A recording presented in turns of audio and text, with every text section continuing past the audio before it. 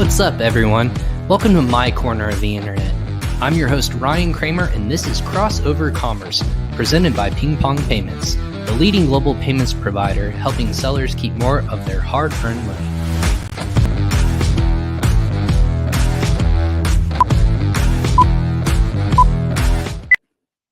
Hey, everyone. Welcome back to another episode of Crossover Commerce. I'm your host, Ryan Cramer, and this is my corner of the internet where I bring the best and brightest in the Amazon and e-commerce space. What does that mean to you if you're a first-time listener? Well, buckle up. We have lots of great guests that come on this show talking about anything from product ideation to sourcing and logistics, which we're going to be caveat talking about today, marketing, advertising, global expansion, whatever that might be. If it applies to your e-commerce or Amazon business, this is the podcast for you. With that being said, every episode, and now even 215 episodes in, is presented by PingPong Payments. PingPong Payments is a cross-border payment solution helping sellers keep more of their hard-earned money, whether that be sending money to your suppliers, your sourcing agents, your logistics helpers, your VAs, whomever might be in a different currency. PingPong is going to help you save more time, money, and effort. When it comes to receiving funds or sending funds internationally, let us take some of that lift off of your shoulder and come put that money back to your bottom line so you can grow with different kinds of marketplaces, or you can put more money into your solutions or your product, whatever that might be, to help your business move efficiently forward. Just go ahead and sign up for free at usa.pingpongx.com/podcast to catch all of our past episodes, but also to sign up for free today. No cost to you to sign up. Check it out. It's free. Poke around a little bit, ask questions. Just make sure Crossover Commerce. You mentioned Crossover Commerce sent you. That being said, as you know, in any sort of industry, we're talking about what does 2022 look like? We're still in the beginning part of the year where a lot of people are still planning, prepping, trying to get the year under some sort of plan, whether that be growing internationally, whether that be growing in a different product, whatever that looks like. All of that kind of comes under one umbrella, and it starts from the beginning where you get your products. If you're an Amazon seller, or if you're a service provider, or even even if you're just selling D2C, that all starts with a product that you might be selling in one capacity or another. How do you get that product from point A to point B to point C? And that is the solution that you have to solve for, whether it be relying on service providers, have your own solution or software in-house, or even just relying on partnerships. There's all sorts of different headaches that people have encountered over the past year and a half or so, maybe even 2+ years. It's a solution. It's a problem that a lot of people have, but there is so many great companies that are helping people relieve those headaches, if you will. Call it the aspirin of the logistics or solution sourcing world. That being said, I wanted to bring over friend and just overall great person and great company, if you will, Pearl Ausch of First Choice Shipping. She's going to be talking about her expertise in helping that solution, kind of that problem-solving nature. That's why we called today Solving for Logistics Headaches in 2022. So without further ado, Pearl Ausch of First Choice Shipping, welcome to Crossover Commerce. Thanks for joining me today. Thanks for having me. It's been a long time coming. Let's just say that. Yeah, well, you're so busy. This is, guys, if you're listening to this or watching this right now, don't talk to Pearl in Q4 because that's kind of a busy time of year for her. So let's It's been crazy. Crazy. Let's talk in 2022. And that was November, October, maybe. And you're like, we can't talk right now, Ryan. It's it's gonna be a while. So, no, you got a lot going on. There's so much going on company wise, but you guys just came off I'm assuming pretty stellar and busy, crazy Q4. Yes. But if people aren't familiar with you, which they should be, tell me a little bit about yourself, your background, and how we got to where we are today. Sure. So basically, First Choice Shipping, I guess we'll start from the very beginning, right? I love telling my story because I want to be able to inspire other people, even my staff that are listening. Okay. So I started out here as a customer service rep, literally entry-level position. Loved it. I actually really, really loved it. Talking to the people. There's nothing like it. Started out doing that, slowly transitioned into the sales and marketing director role. And very shortly after that, ended up becoming promoted to chief operating officer. And this was just like after I had one baby, my son, then that I, started as the customer service position. And I never thought that I would want to do anything more than that, honestly. Like you were telling me about your wife earlier, that she wants to be at home with the kids. I could so relate to that. But this company was something that was like this little baby that started blossoming, where Amazon heard about our services and they got excited and they wanted to know about what we do, and then things just blew up from there. So I think naturally it just happened naturally. I'm not going to say it was a lot of hard work, but it was just a natural progression. So what do we do, right? So basically, we're an all-in solution for sellers, Amazon sellers or e-commerce sellers that are looking to expand their businesses out of the US, and they want to get into marketplaces such as like Amazon UK, Europe, Canada, Singapore, UAE, etc. Anywhere that Amazon has the capabilities of offering their FBA option, we can help you get your product from the US into those locations, primarily with small parcel services. That's our specialty, really being able to scale you really, really quickly. And we are Amazon's number one provider for that, where they do recommend us very strongly because they know once we take over, you're actually going to actually get expanded into that market. It's going to happen. So yeah, that's the nutshell. But yeah, everything in between what I said, the all-in solution, it means the all-in solution. So whatever needs to happen, we make it happen.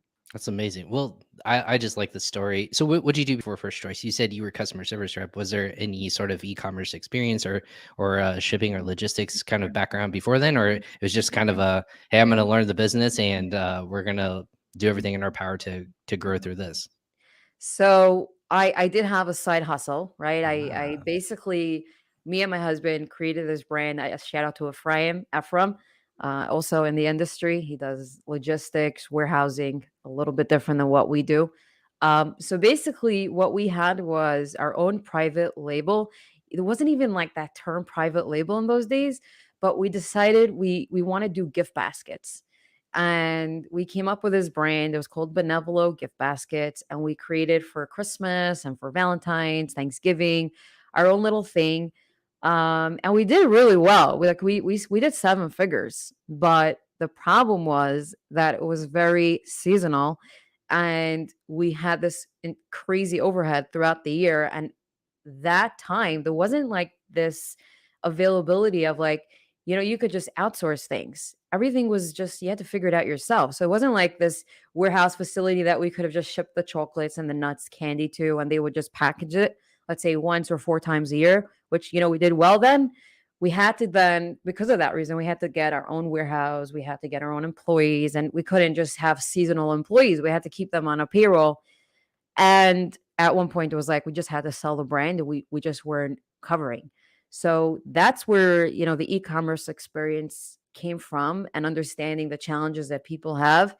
And we also expanded to the UK because we saw the opportunity then, and we did well. But again, now the resources that sellers have is so unbelievable. And I it's and I know crazy. people Yeah. selling like nut platters now and are killing it.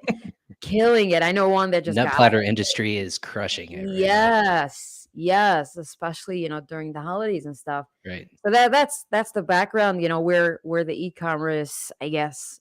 That's super Uh cool. yeah, but I was working at a car dealer as well. That was You're my truly other. hustling. You're truly Yeah. hustling people. I was Jeez. selling cars, Ryan. I was selling Oh cars. my gosh. Favorite car that Yes. you sold, real quick? Well, in those days, it was like a Lexus GX 460. I loved it. I would still love to drive it. The SUV, it's perfect for the Mhm, family, and it has like that trunk that comes down instead of up. mhm. So it's very, very accessible. Yeah. And then the Lincoln MDX I liked very much. Man, you like Not the tanks. Lincoln MDX, the Lincoln MKX I liked. Right. You like You're big right. cars. Yes, I do. I do. You feel safer on the road. So That's what I figure. A lot of people who, I think it's really funny, not that, this is a bad thing. A lot of people like bigger cars because they like to feel safer, even though it yes. takes up more than half the road, but hey, it is what it is. So, no, Exactly. that's amazing. Yeah. In terms of selling, yeah, like you, I was working. I don't know if I told you this. I actually started selling in the home gift garden decor area. So it was like garden gnomes, garden flags, Nice. really 10,000 SKUs in the arena where there's a lot of different decorative items. It wasn't truly just functionality, it was just decorations, but seasonality really big for us too. So anytime a holiday would come up or any sort of like Valentine's or Christmas or things like that, that's when our products were selling quite quickly. So I Wow. sympathize with the seasonality of it all. It's an up and down roller coaster, but you just kind of have to figure it out and plan. And I can Yeah. imagine, especially perishable items like you were talking about, that's an easy thing to figure out Yeah. um, in that regard. So obviously transitioning to that, is that where you really pull a lot of your expertise from of, hey, when I sold XYZ, this is really where I did well. And we kind of got your foot into the door in that regards to kind of Yes. work with clients in that regard. Absolutely. So we struggle through everything that people are struggling with today. Like, PPC was a huge deal for us, having the proper listings, the images. I remember, Amazon changed it that you could only have a white background, and obviously having gifts and just on a white background for us was like, how do you make this thing pop? Like, you want to have all the holiday stuff in the back, and the snow and the tree, and and we couldn't do that. So it was like all these things people are struggling with that, but I'm amazed to see how things have transitioned. People say Amazon is so much harder today, which I totally agree, because the rules keep changing. Literally, while we're speaking, they're probably changing. But the help that's out there, right? Listening to like a podcast like yourself and having all these experts get on is something that, people could really gain from.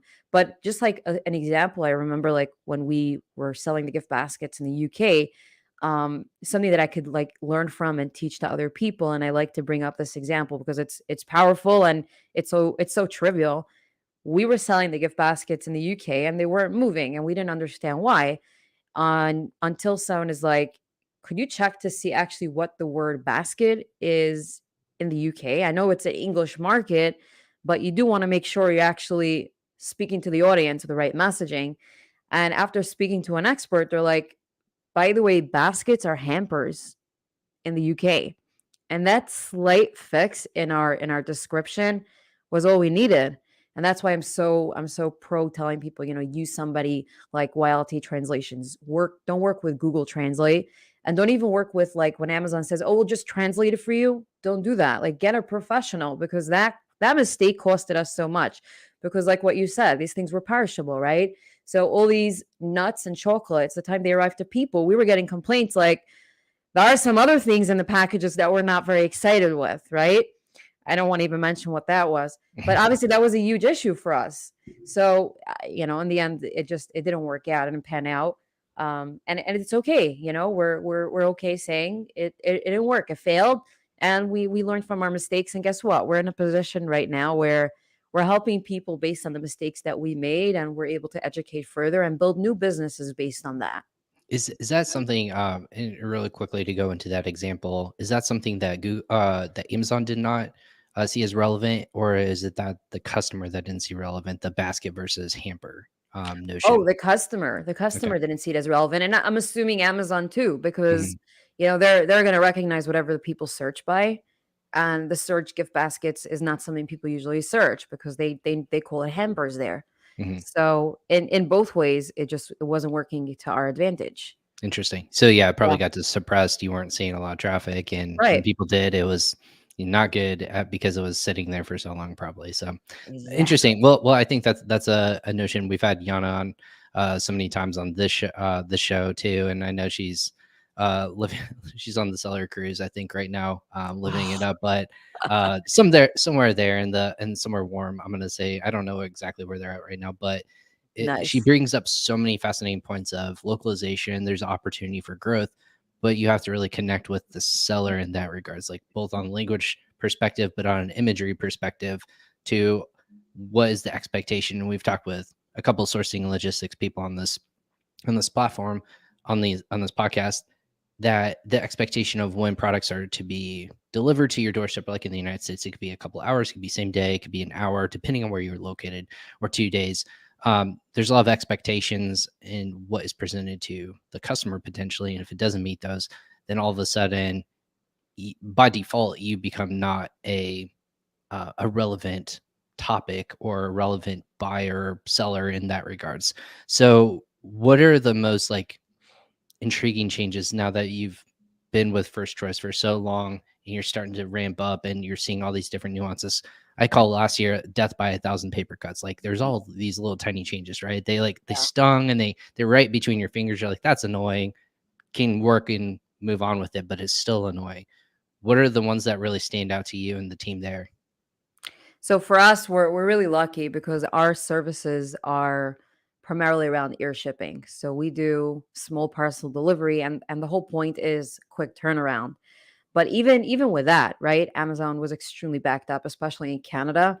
So we've seen, from May till September even, tremendous backup. Like people weren't able to ship in. Firstly, the restock limits, of course, right? That was a huge deal for a lot of sellers. Like I've had customers calling me up and they're like, I don't know what to do. Do I have to like let go of my people? Like, do you know more information? Could you answer me? Like the desperation was like on another level. But we were lucky enough to be able to, once they got their, increases available, we were lucky enough to be able to offer those services that have a quick turnaround. So, for example, our US to Canada service is 2 days, to most locations, except if it's going up to Delta, which is more north of Canada. But in those cases, people were able to turn around their goods really, really fast. But yes, there were those sellers that weren't for, a long period of time able to bring in from overseas. Like a lot of people are bringing in their product from, let's say, China, and it was sitting on the water for, I'm not even going to say weeks, months. It's been months, and their inventory was tied up, and they were like, "So, Pearl, I have to make a decision now. Which marketplace do I actually fill up first?" And they're like, I don't have inventory to be able to say, okay, we're just going to distribute it to all these marketplaces, because we have, clients that are selling in the US, of course, is the biggest market. And then they have to decide between the UK, Canada, Singapore, etc. Right. Right. So it's been a big deal. And honestly, like we don't see it really, we don't really see it changing very, very soon. But I think what's happening is people are just planning their inventory way more in advance now than they're accustomed to, and things will settle down. And I will say that, you mentioned Q4 being crazy. We've seen January and February, especially now, has literally continued with a momentum. It's been unbelievable. Like it's shocking to see the amount of shipments that are going to these markets. And to me, that's, a telling sign that hopefully people figured out, it is taking long to get their product, let's say from overseas, but I think people just figured it out, and they figured out, let's do this more in advance, even though it's taking longer, and getting their product in. So from our end, definitely data is telling us that people are able to fill up. And I know Amazon also just tripled a lot of people's inventory levels, which is also a factor in why people are able to ship more. But we're definitely seeing record numbers for January and February into these global markets, which obviously we're really excited about. Yeah, traditionally it's a slow down time for a lot of sellers just because of post Q4 slowdown, and whether it be lack of selling or lack of buying from a consumer perspective. But I think it's interesting. I earmark a lot of um, now that Amazon allows you to notify you when there's a stock back in for a certain product. Obviously, you can earmark it or get notifications for that. I've now, for stuff that ran out in inventory in November, I'm all of a sudden now getting a massive upload of, hey, this is back in stock. This is back in stock. And Wow. that 3 month period of now it's finally here. I think it's certainly catching up.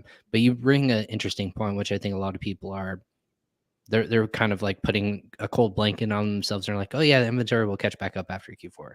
I think it's certainly what I'm hearing at least is this is going to last through probably again majority of this year, if not all the way into 2023. Is that your expectation? Yeah, 100%. Again, I'm associated with a lot of people in the logistics, industry, and I hear it plenty. So I could say that there is tremendous backlogs, and I don't see it changing till 2023. I hope I'm wrong, but there's been too much of a backlog to say that this is just going to transition quick enough, because we don't see a difference yet. The only difference we're seeing is that people are being more advanced, but the Right. slowdown and delays are just all the same. My brother, he just launched a brand new business. He's doing, like these scent machines where like these diffusers plug into the wall Yeah. and you could choose different scents. So he brought in something from overseas, from China. It took him a half a year, and his product just came in now on Monday. Wow. So we're still seeing all these delays. Nothing changed. And the only, like, again, the only thing that changed is people are being more, smarter. And maybe that will help with the supply chain. But for people to have expectations that, like, I'm going to order something and my product will be here, traditionally, it took 8 weeks less. It's not going to happen. So when It's you, not going to happen. I was gonna say, when you talk smarter, I just kind of want to break down a little bit more. Obviously, a lot of people think they have it figured out or cyclical. There's a scheduling nature, right? Of it used to be on I'm the phrasing I'm gonna butcher, but I think it's just in time shipping of if I'm about ready to get inventory, it's gonna be here in less than a month and I can plan for that, kind of forecast it out with math and my velocity and everything Right. like that. When you say smarter, I just want to break that down a little bit more. Is that more investment into larger quantities or Yes. what does it look like to be smart Yes. in this regard? Larger quantities and months in advance. Okay. Not So like by order, right? I run out of stock, place order. It's going to be here in 4 to 6 weeks, depending which port you're shipping it to. People are ordering like literally a half a year in advance now. that sounds like almost a disadvantage to new sellers because you honestly don't Yes, know how much you're going to need to forecast for. Maybe more for seasoned veterans or somebody who has more equity or can have more capital to invest in a larger um, order. That sounds like a disadvantage for new and beginning sellers. Is that what you guys see 100% too? agree. 100% agree. And when there are these trends, right? Trends run out really, really quickly. Like there's this TikTok that comes out, goes viral, right? And everybody's like, okay, like silly example, the fidget spinners, right? Right. So many people when they got in, and then there wasn't even a supply chain issue. But when they got the fidget spinners in, it was like, oh, it's out already. Like nobody's buying that anymore. You're too Mhm. late. So these type of things, it's like almost impossible to keep up with the hype. Remember when what's that show? The Squid Game came out, right? Right. Everybody's like, I can't buy any Squid Game costumes online. How is Yeah. that even possible? I see people turned it on and they really Yeah. to Like town. that's your example of like literally like there's a fad right now. It's going to be out in no time and nobody was able to like figure it out. Couldn't So happen. I was gonna say I assume the winners are in that the customized approach of print on demand, more of the uh, more of those customization shops that you can have inventory on hand, but then either screen print or t-shirts or anything Yeah. like that. Have you guys seen an uptick in those kind of industries in that because of that? I've seen just an uptick in general where people are like, we need a source here in the US. Okay, so you're And talking about just entirely different. How entirely different closely? mindset, right? It's and for a lot, it's impossible because of cost, Sure. and also, a lot of the machinery that is available overseas is not available here, just because manufacturing. I don't remember the year, but it completely moved overseas. It wasn't even like an interest here, and now there's sort of like this like idea of let's figure it out over here, but they can't figure it out because they don't have the right people, the right engineers, or the right machinery for it. Like I just heard that Mercedes put their wagons, their G wagons, on hold for like 3 years now. Wow. You cannot even like pre-order it Hmm. because it's been so backlogged. And just to give you an understanding, what's backlogged is literally the chip, the Right. computer chip. The computer chip or the yeah It's processor. unbelievable. It's unbelievable, but that's what's happening. So, yeah, I agree with you that it's a disadvantage, but yeah, that's what's gonna happen. Like, a lot of these, aggregators or the ones that are, owning quite a few brands and have the cash flow to be able to order in advance and also to be able to predict what's gonna be, because it is very difficult to predict what are people going to be interested in, let's say, toys for next year, right? Mhm. But that's what people have to do now in order for them to be ready.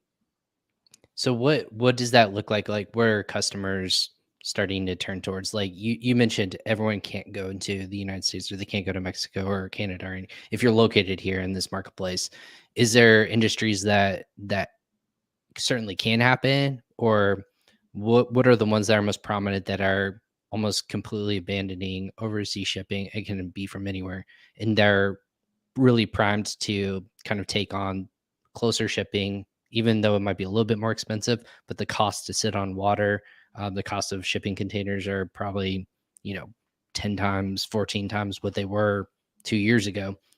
What are those ones that are primed to really bring over their more North American centralized, sh- uh, Right.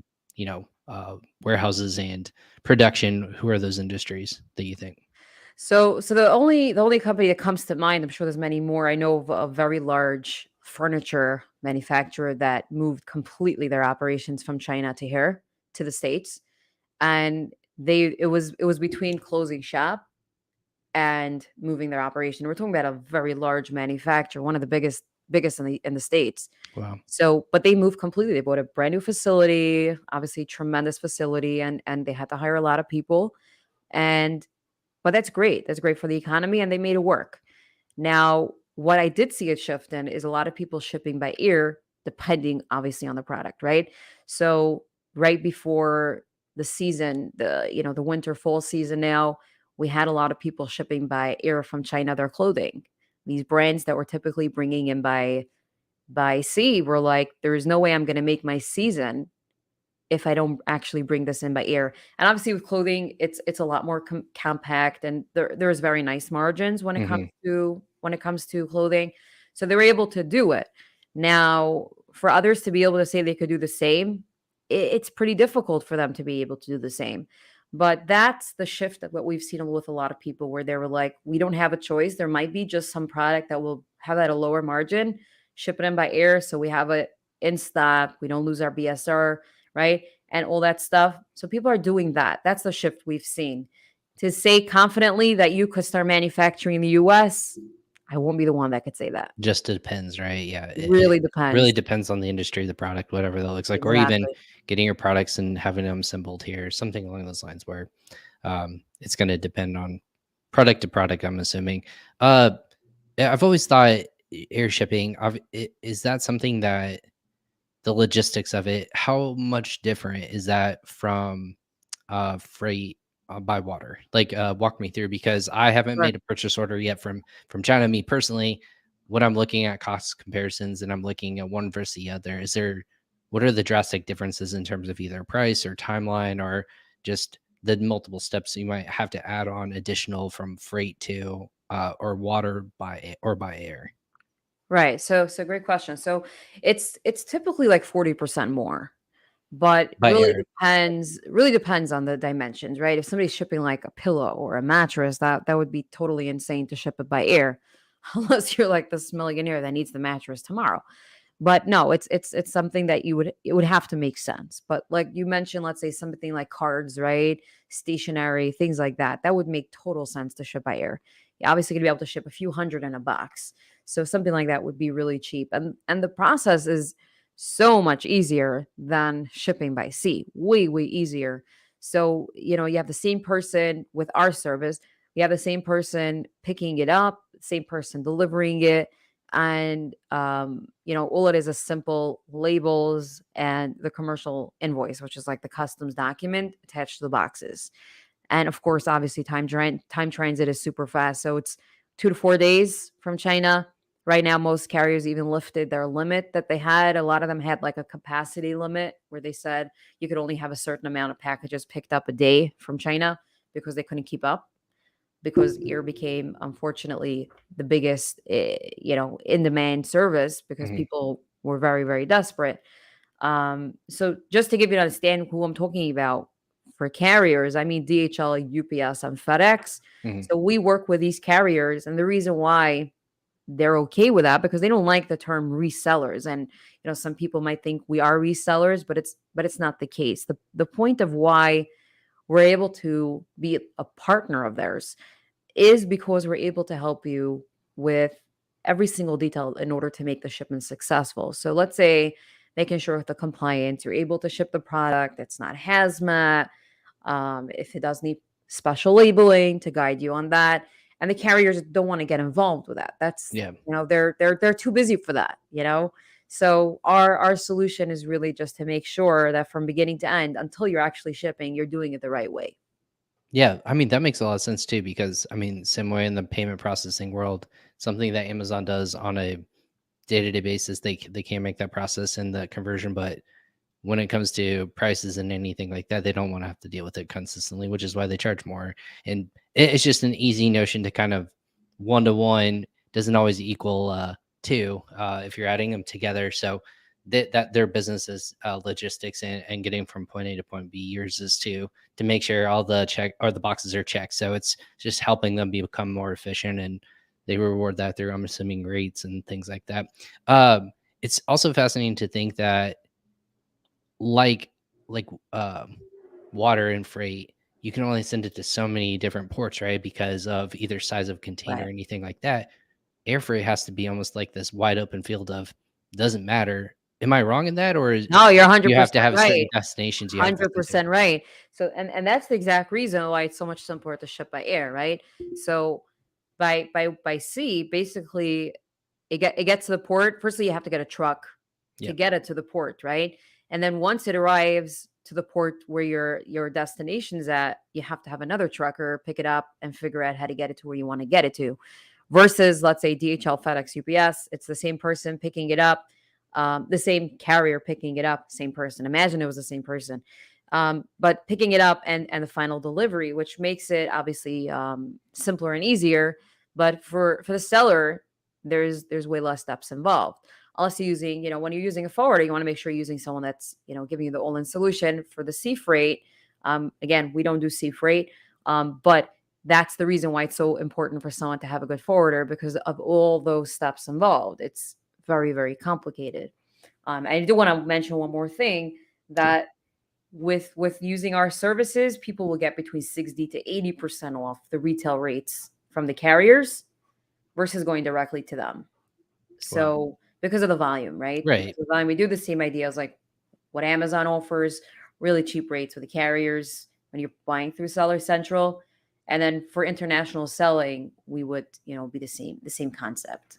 Right. You guys are more obviously in that trucking and that kind of courier, the ecosystem too. So Right. with that in regard, I mean, is that so with that, what are those markets that people are kind of missing in that capacity? Whether it be, is it something that's all inclusive, that's point A to point Z, if you will, of the end consumer or to the FBA warehouse, or what are those missing components that you guys are trying to fit into innovate and to kind of help people move along in a more innovative way, in a more cost effective way? Yeah. So basically, when it comes to global selling, international selling, Right. right? The whole idea of it is sort of like scary to people. Like I just traveled to Cancun several weeks ago, vacation, totally forgot about it. Just by the way, Mhm. you come back from vacation, you need another vacation. Exactly. So, but getting there, you're waiting online. You got to fill out the paperwork. It's scary. There's the dogs around, smelling if everything you have is kosher, and you're a good person, right? And that's sort of like the idea people have when it comes to global selling. They're like, I want to sell in the UK or I want to sell in Canada, and these markets are huge, right? We have sellers that are doing right now in Canada. Just to give you an example, before COVID, people were doing 10% of sales of what they were doing in the US. We Right. have sellers doing 30%, which is an astronomical number based on the population that they have in Canada. It's not it's a piece of land, a very big piece of land, but not that many people. Right. And for the UK, people are doing about 25%, or more. 25% usually is the minimum people see. So when it comes to selling in these places, people really want to, but they don't know how to because of all the red tape. So they're afraid of compliance, they're afraid of the customs clearance, the brokerage, the tax registrations, things like that. Where do I begin, right? And what we designed was a service that you come to us and we guide you with all this, sort of like a consultant, right? A Mhm. global expansion consultant, where would you like to expand to? Is it the UK? Sure. Send me a link to your product. Let me take a look. Is it something that's ingestible, something that touches the body? Most probably we'll have to see, if you need special licensing or special labeling. Is it an electronic device? Is the adapter able to plug into the wall? Maybe you have to add another adapter because this is Right. something, right? Things like that. And we guide sellers properly, or even like clothing, right? The guide on how to wash your clothing has to be in different languages.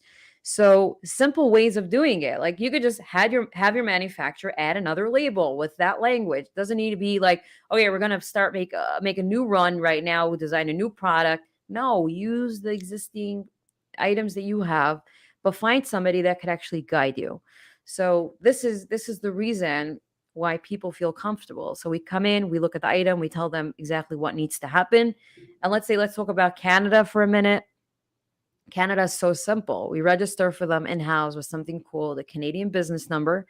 And once they have a Canadian business number, we get them a brokerage account as well, which is for customs clearance. So we can make sure all the taxes and everything gets billed to them. Because when you're shipping into Amazon, the reason why Amazon doesn't provide shipping is because they don't want to pay your taxes. They don't Mhm. want to act as your importer of record. They don't want to Right. deal with anything. You just deliver it and it's fine. And we make sure that we're setting you up with that. So when it does get actually delivered, there's no taxes. They know they're not liable for the security of the shipment, which is the importer of record, and it gets delivered. And then the fun begins, right? Because you're able to actually see results and it's not painful. I just had Scott from Smart Scout. He Right. had me on his podcast. Why? Because he had a shipment that was actually stuck in customs. He tried doing this himself and he tried shipping into Canada and he's like, what am I doing? Like, what am I doing? The shipment is stuck. I don't know who to talk to. And there isn't anybody to talk to because any rep you're going to call at UPS is going to give you a different answer. Mhm. Versus we could take a look at the shipment and say, okay, based on our experience and based on customers that have had this issue, this and this needs to happen. And we got to resolve for him. And and guess what? If he would have shipped it with us, it would have been even cheaper. Like I said, because of our volume, we could get him way cheaper rates. So it's really a no-brainer, right? Somebody wants to expand, you come to this one place, they take care of you from A through Z, and we have our software that basically gets you to create these shipments very easily instead of going through the carrier's websites. And that's a pain in the neck, let me tell you. I tried it myself. And I like to consider myself a little tech savvy, but I couldn't figure it out. I just couldn't figure it out.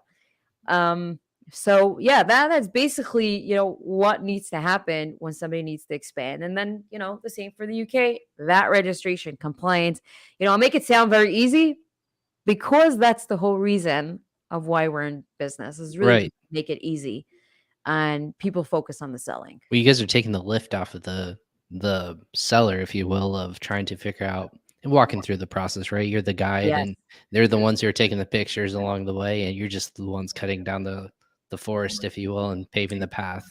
Yes. Very bad Yes. analogy. No, Let's it's be good. eco-friendly, but yeah, let's It's good.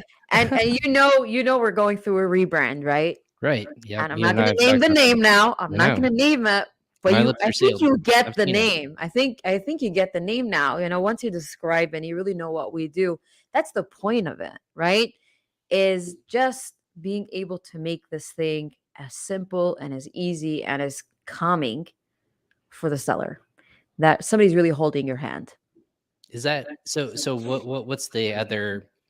Maybe what's the thing that you wish you guys were better at? Is that a fair question to ask? Of Yeah, no, it's a great what's question. the thing where you guys feel like you're struggling, but that's the thing that can push you over the top? So what we're struggling right now is with our technology. And we tried offering C services about a year ago, but our technology only enabled our small parcel delivery and our trucking services. And the struggle became when this whole thing had to be such a manual process. It was like, we're not doing this anymore. Way too many following up, way too many tickets, way too much back and forth. And what we try to be really, really focused on is equally SaaS and service. And when we realized this is not happening, we just suspended that service. And I had a call with Amazon the what was it, Monday or last week Thursday, and they're like, "So when are you doing C again?" And I'm like, "We're not doing C until our technology is able to do that." And we launched a brand new software 2 weeks ago, and we're going to implement the C factor, but it's going to take some time. But that was a struggle for us to say that there isn't a technology for it. Is it's just it was enough to say we're not going to offer it. And I think that's so important for anybody. You know, if you don't have the right automation for it, and there's so much back and forth and labor involved, you're just going to get an annoyed customer that way. It's not even worth it. So we're trying to take the industry that's so old fashioned and make it more technology advanced, and we'll get there. So will this technology empower a seller to do this all themselves, or what kind Yes. of okay? Yes, exactly. All themselves, and really just automate the process from when they're out of stock to placing an order to then replenishing with getting the shipment out directly from our software. And So and we're you going to guys, bring the whole ecosystem in there. so you still will have that implementation of that international expansion. You're still gonna have that step by Yes. step Yes. service aspect as a component of this. Yes, yes, and we're gonna bring in the VAT process as well. Instead of it being a manual paperwork back and forth, we're implementing a new feature, probably Q3, Nice. where you're gonna be able to register directly from the portal as well.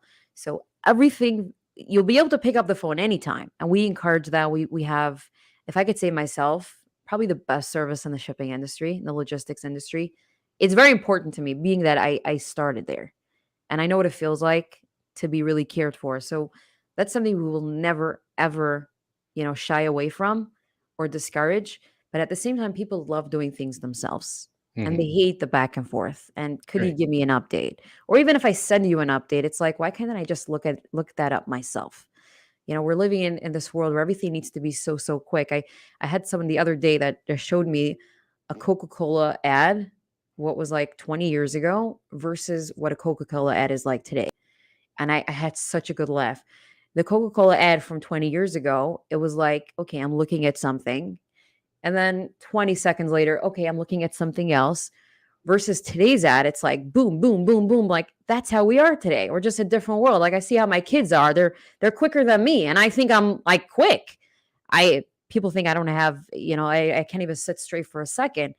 And my kids are quicker than me. We're in a different world where people want to have, this feeling of like I could do things myself. And we're gonna definitely get there. And our plan is in the next year to have all this implemented. But the technology is out, it's in beta, and we're gonna be launching in April for everybody, the public. And I'm really excited for everybody to see it.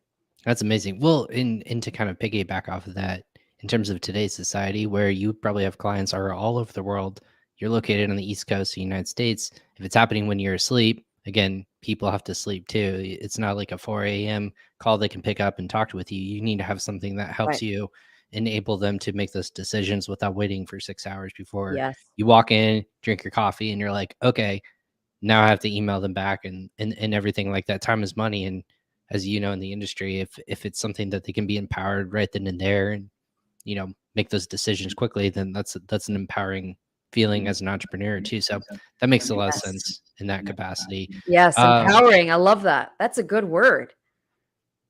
Take it That's from me. good. That's what I'm saying. Empowering sellers internationally. There you go. Love it. Thank Put you, it put Ryan. We it put it might on my use it. notes. Put it on We my might notes use that I it. send back to you. Exactly. Love Well, it. yeah, Pearl. What's kind of? I know we talked about software. We're looking at 2022.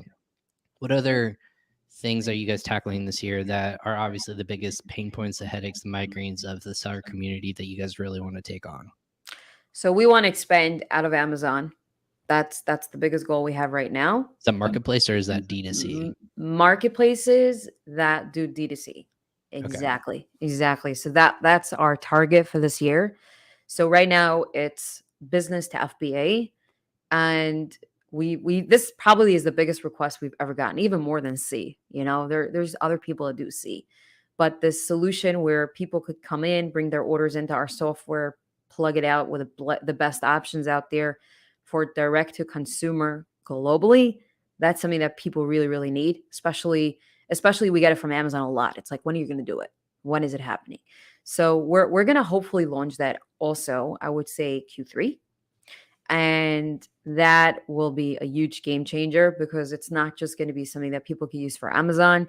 We want to expand into Walmart, Shopify, eBay, and be that solution where people could log in and be able to ship to any marketplace directly to the consumer. And the beauty for that is that people could actually test out a new market instead of registering for that and getting all incorporated to be able to ship to FBA, because those are the requirements to ship FBA.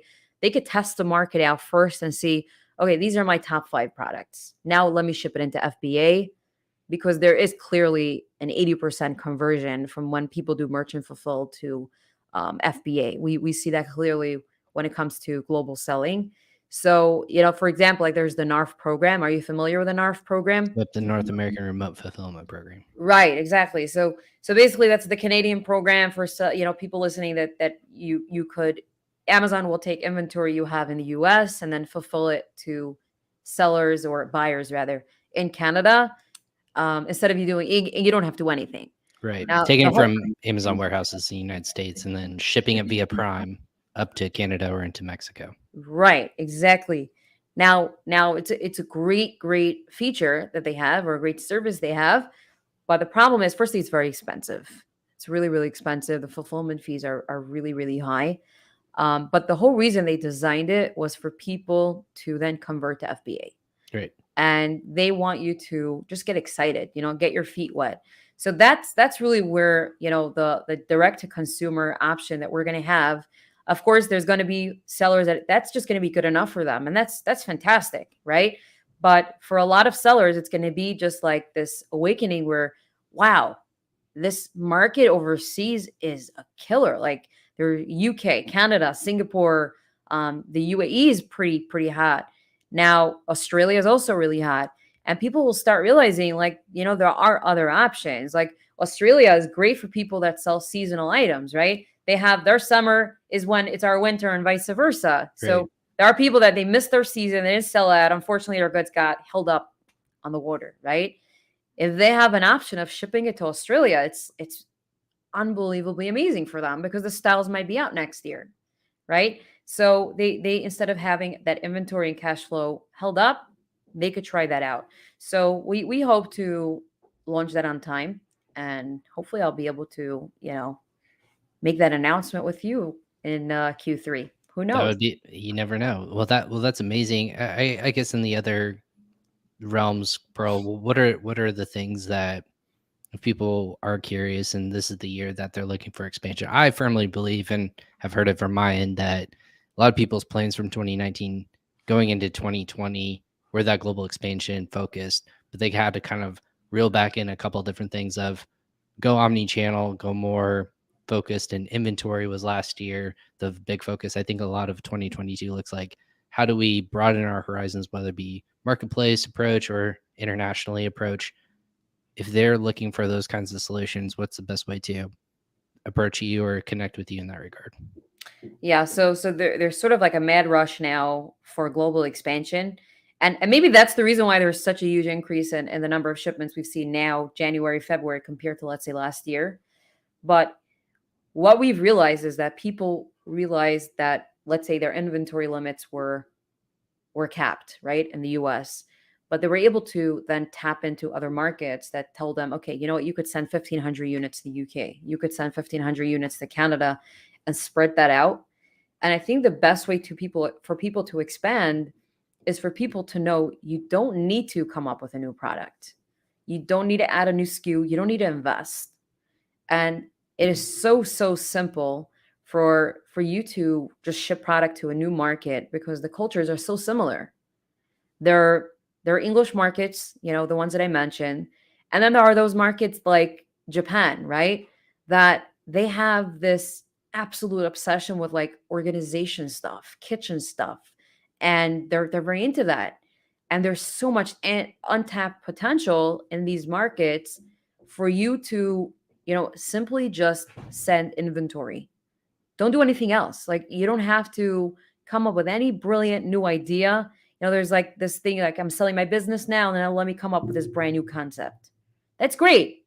But you could make your existing business even more powerful, and get your value up. And for these aggregators to take a look and say, wow, they have a global presence, that will add on a lot of dollars for you.